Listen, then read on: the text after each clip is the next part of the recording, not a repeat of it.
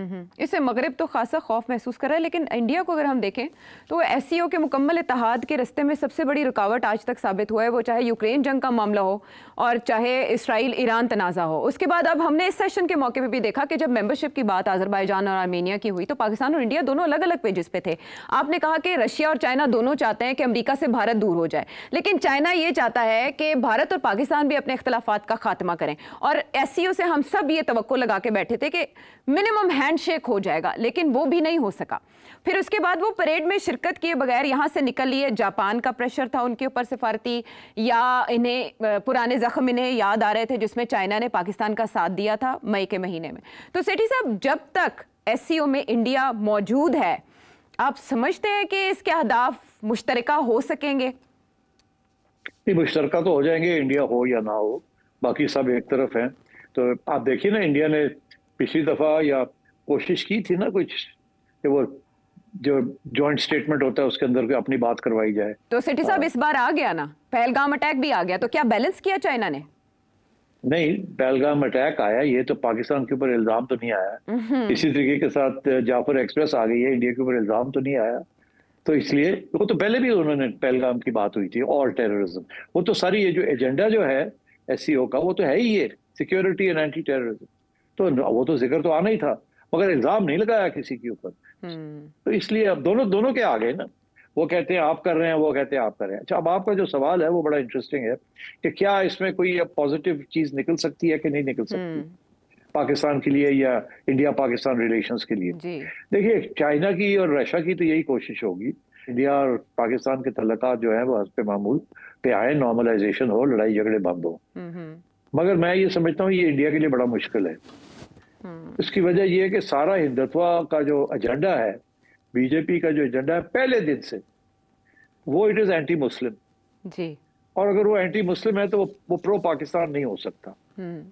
तो जब तक बीजेपी है ये मुमकिन नहीं है। हाँ, अगर कोई बीजेपी चेंज हो जाए तो फिर ये पॉसिबल हो सकता है, मगर अभी मैं समझता हूँ कि अभी तक तो वो इसी जिद पे लगे हुए हैं कि पहलगाम का जो ये जो ऑपरेशन सिंदूर है ये तो अभी पॉज पे है, इसको आपने खत्म नहीं किया। तो ये तो सबसे पहला कदम तो ये होगा कि ये पॉज को खत्म किया जाए।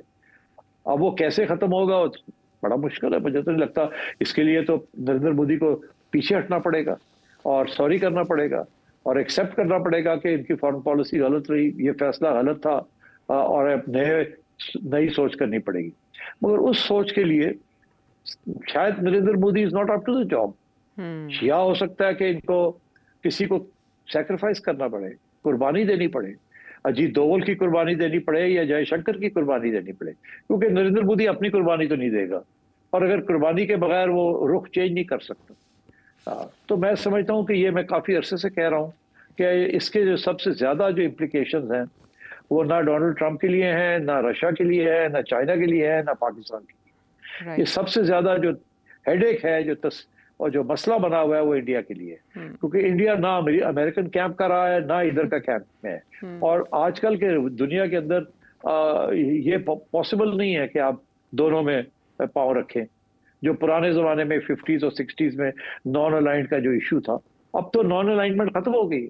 कोई नॉन अलाइंड नहीं, एवरी स्टेट के किसी न किसी जगह पे इंटरेस्ट है और वो कहीं और छोटी स्टेट्स हैं जो कि जिनकी अहमियत नहीं है, मगर बड़ी स्टेट्स के लिए तो बड़ा मुश्किल हो जाता है। तो you have to do a balancing act. Pakistan छोटी स्टेट है, पाकिस्तान बैलेंसिंग एक्ट कर सकता है, मगर इंडिया नहीं कर सकता। पाकिस्तान अपने बारे में ये नहीं समझता कि मैं ग्रेट पार हूँ, वो कहता है असि इत्थे भी बैठे हैं, मगर इंडिया तो कहता है हम यहाँ बैठे, हम किसी की कश्ती में नहीं बैठे, हम तो यहाँ बैठे। हाँ, असि चौधरी हैं। तो वो पाकिस्तान तो कहता है लो जी असि इत्थे भी बैठे, इत्थे भी सलाम करने, उते भी सलाम करने। ठीक है ना। हाँ। तो इंडिया के लिए प्रॉब्लम है। तो अब क्या करेगा? अब इनको अपनी नई फॉरेन पॉलिसी सोचनी पड़ेगी। क्वाड जो है ना, डोनाल्ड ट्रंप का कोई इंटरेस्ट नहीं है क्वाड में। क्वाड बनी थी पंगा लेने के लिए चाइना के साथ जी, ताइवान, इसीलिए अभी भी वहां इन्होंने अपनी गन बोट्स और इनकी अपनी नेवी से भी वहां रखी हुई। मगर China is not going to go to war with anyone. China के बड़ा पेशेंस है, उन्होंने दिखा दिया कि अगर जरूरत पड़ी तो वी कैन, बट उनका तो ये है कि ये पीसफुल कोएग्जिस्टेंस होनी चाहिए और सिक्योरिटी जो है वो मुश्तरका होनी चाहिए, अलग अलग नहीं होनी चाहिए और आपस में लड़ाई झगड़े नहीं होने चाहिए। तो इसलिए अभी इंडिया तो इस फलसफे को नहीं मानता ना, वो तो पाकिस्तान के साथ लड़ाई झगड़ा करना चाहता। सिटी साहब, आलमी रहनुमा इनवाइटेड थे परेड में, उन्होंने शिरकत की, उसकी एक हिस्ट्री है, उसके ऊपर तबसरा भी अमेरिकन प्रेसिडेंट डोनाल्ड ट्रंप ने किया और उन्होंने कहा कि वो बहुत क्लोजली उन्होंने देखा और जाहिर है उनको दिखाया जा रहा था, ये उन्होंने अपने ट्रुथ सोशल पर पैगाम दिया। लेकिन एक और चीज़ जिसने सबको हैरान किया और आपने उस पर तबसरा भी कर दिया कि पाकिस्तान यहाँ भी हो सकता है, वहाँ भी हो सकता है, इधर भी और उधर भी जलवे। फील्ड मार्शल आसिम मुनीर इसमें मौजूद थे, उन्होंने वहाँ शिरकत की, उसके बाद उन्होंने अहम मुलाकातें भी की। शहबाज शरीफ साहब अपनी जगह मौजूद थे, लेकिन इनका जाना खुसूसन भारतीय मीडिया को बहुत चुभा है। क्या समझते हैं आप, ये गैर मामूली था उनका विजिट चाइना का? जी हाँ, गैर मामूली था। चले, ये तो है मामलात के। अभी एससीओ के बटन से और भी बहुत कुछ निकलेगा, बहुत सी हेडलाइंस बनेंगी, क्योंकि अमेरिकन प्रेसिडेंट डोनाल्ड ट्रंप ने भी इसको क्लोजली देखा। मगरिब के तबसरे, फिनलैंड के प्रेसिडेंट के तबसरे भी सामने आए हैं कि मगरिब के लिए इत्तेहाद बना है। देखते हैं उनकी पॉलिसी आगे किस तरह शेप अप होती है। अब पाकिस्तान की तरफ वापस आते हैं तो एक तशवीशनाक खबर जो इस वक्त गर्दिश कर रही है सोशल मीडिया पर, वो इमरान खान साहब बानी पीटीआई उनकी अदालत के हवाले से है, जिसमें एक रिपोर्ट जमा कराई गई है अदालत में, जिसमें बताया जा रहा है कि उन्हें 2 आर्जे लाहक हैं और दोनों एक दूसरे से कनेक्टेड हैं। उन्हें वर्टिको भी है और कान की बीमारी की वजह से टेनाइटिस का मरज भी लाहक हो चुका है। सेठी साहब, ये रिपोर्ट तो अब जमा कराई गई है, लेकिन ये मुआयना 2023 से चल रहा है और इसमें डिफरेंट एक्सपर्ट्स और डिफरेंट जो स्पेशलिस्ट हैं उनका मुआयना करते आ रहे हैं। लोग इसको बहुत क्लोजली इस तरह देख रहे हैं कि कुछ अर्सा पहले बुशरा बीबी की अदालत के हवाले से खबरें आई और उसके बाद अब इमरान खान साहब की सेहत को लाहक खतरात के बारे में बात की जा रही है और इससे बहुत से चहमगोइयाँ भी जन्म ले रही हैं कि उन्हें जान को ख़तरा है या वो इसी बहाने अस्पताल शिफ्ट किए जा सकते हैं। आपकी नज़र में ये क्या है? देखिए, ये कोई सीरियस इलनेस नहीं है और ऐसी खबरें आती हैं उस वक्त जब कुछ हलचल होने लगता है। आपको याद होगा कि मियां नवाज शरीफ के बारे में भी बहुत सी खबरें, बहुत सी रिपोर्टें हुई, फिर उसके बाद वो बाहर चले गए और मेरा ख्याल है कि आप लोग भूल जाते हैं, मैं जब कुछ इशारे करता हूँ, मेरा ख्याल है कि तैयारी हो रही है, सूनर और लेटर वो बनी गाला जाएंगे, मियां बीवी दोनों।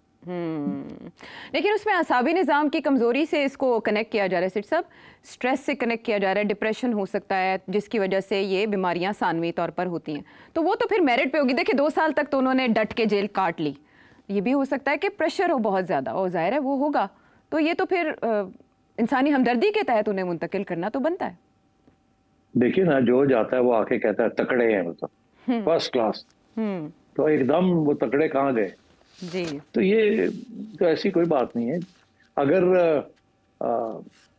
1-2 महीने के अंदर अंदर वो चले जाते हैं बनी गाला तो अच्छी बात है, सेहत भी अच्छी हो जाएगी और मेरा ख्याल है चुप भी कर जाएंगे, अच्छी बात जी। शायद कोई रास्ते निकल आए आगे बढ़ने के।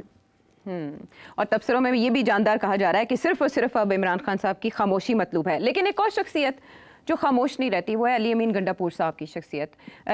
सेकेंड लास्ट ट्वीट में इमरान खान साहब ने उनको टारगेट किया था, लेकिन कोई हुक्म उनके हवाले से फैसला जारी नहीं किया था। अब अली अमीन गंडापुर साहब ने आउट ऑफ नोवेयर अपनी पार्टी से हटके और अपनी जो दूसरी पार्टीज़ हैं, पॉलिटिकल पार्टीज़, उनके नैरेटिव से, स्टांस से हटके कालाबाग डैम की हिमायत कर ली है, जिसको काफ़ी शक की निगाह से देखा जा रहा है कि ये तो खुलेआम वो इस मौक़िफ़ है जो इस्टेब्लिशमेंट का रहा है। तो अली अमीन गंडापुर साहब अब खुलकर बैटिंग कर रहे हैं? जी हाँ, खुल के बैटिंग कर रहे हैं।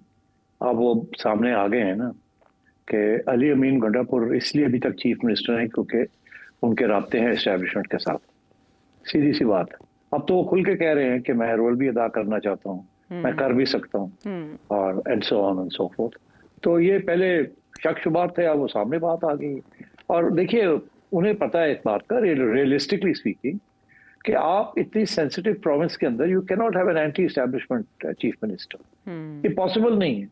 वो बहुत से सीरियस इश्यूज हैं वहाँ, सो वहाँ या तो कॉम्प्रोमाइज करनी पड़ेगी। अब वो इमरान खान, मेरा ख्याल है वो भी, उनको भी इस बात का एहसास है। ये नहीं है कि जी वो मिलेंगे तो होगा और नहीं होगा। खान आज चाहे तो उसको रिमूव कर सकता है, 1 वर्ड फ्रॉम खान के रिमूव गंडापुर, मगर खान नहीं कर रहा ना, तो खान को भी पता है कि इनका एक रोल है और गंडापुर वो रोल अदा कर रहे हैं। बाकी पार्टी को नहीं पता, बाकी पार्टी तो कोई इधर खींचता है, कोई उधर खींचता है, वहाँ ईगो प्रॉब्लम्स भी हैं, पॉलिसी इश्यूज भी हैं, मगर मेरी ये यकीन है कि गंडापुर और इमरान खान एक ही सफ़े पे हैं। और नए सूबों के हक में बयान देना या सदारती निज़ाम की हिमायत में बोलना, ये तो इस्टेब्लिशमेंट की पिच पर खेलना, ये अपने बचाव के लिए, अपनी सर्वाइवल के लिए है। जी हाँ, बिल्कुल, टोटली, और टोटली अपनी सर्वाइवल के लिए है कि एस्टेब्लिशमेंट को एहसास दिलाना कि देखिए मैं तो यहाँ तक जाने के लिए तैयार हूँ, आई एम योर मैन। और इस तरह से कुर्सी बचा पाएंगे। देखिए ना, ये कालाबाग डैम कहने का तो तुक ही कोई नहीं था ना, इसकी तो डिबेट ही नहीं है, बहस ही नहीं है जी। इतना बड़ा कदम उठा लिया उन्होंने, इतनी बड़ी बात कर दी है, तो इसका ये मतलब है कि he is in the right cap.